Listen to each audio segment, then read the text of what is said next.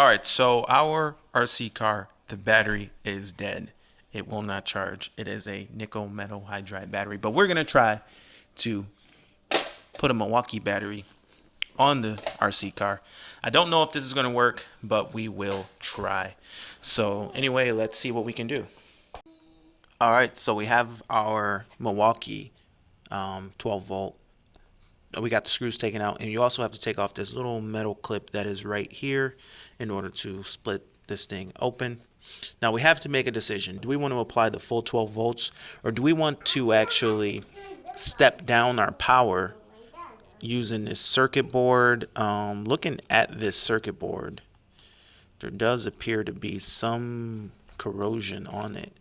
So we could actually eliminate this whole entire circuit board, or we could take a voltmeter and figure out how much voltage is actually coming out the end of that circuit board. So we can come right off the pins and just have full power to the RC car, but we're going to be adding 12 volts instead of 7.2 volts, which is what it's designed for. But with the full 12 volts, it will be significantly more powerful. So something to think about. All right, guys, so I am probing this circuit board. I pretty much took a test light and hooked it up to the ground. And if you ground it and you meter this, you are getting from this battery right now, you're getting 10.9, 10.5 volts. It's pretty good. And if you go ahead and just go straight battery, you are getting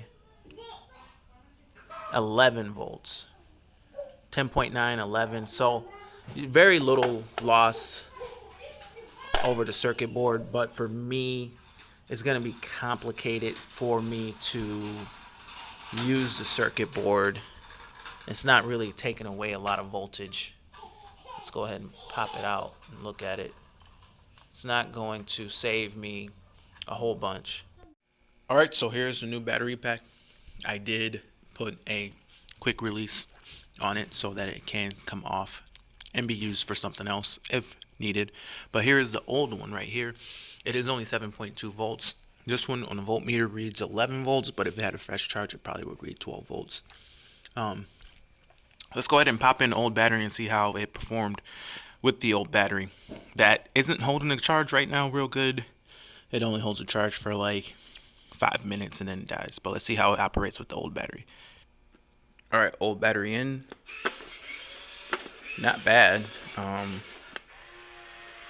I don't know if this is going to get better or not with the new one, but problem, like I say, with this old battery is you drive it for about 5 minutes and it just fades away. Typical of the cheap RC battery.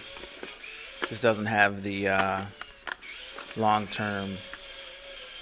But anyway, let's go ahead and retrofit this new one and see what happens. All right, and here we are. We got the Milwaukee 12 volt battery in the truck. Let's see how it drives. It's a little bit quicker, guys, as you'd expect with a couple more extra volts. Instead of the 7.2, we're at like 11 right now. If I put a bigger, I could put a bigger battery in here. I could put a little bit more amperage, but yeah, pretty interesting, huh?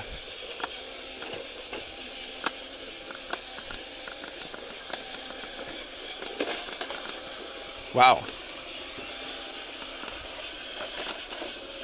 Something else.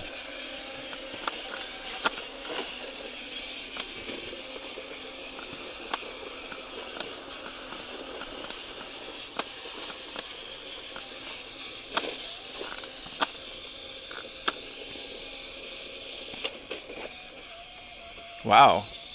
Better torque for sure. Still doesn't have the ground clearance to go through grass, but yeah, pretty impressive. But anyway, I'm gonna do some more fine tuning on this, but yeah, pretty much worked out. Turned this into a Milwaukee powered RC car. What do you guys think about that?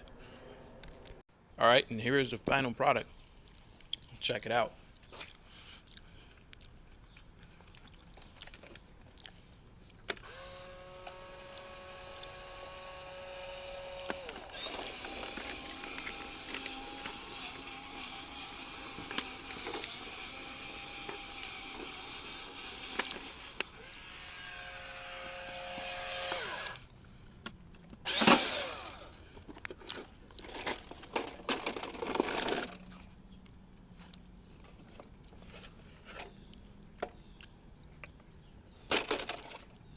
couldn't find a battery for this guy, so we gave a little upgrade to Milwaukee.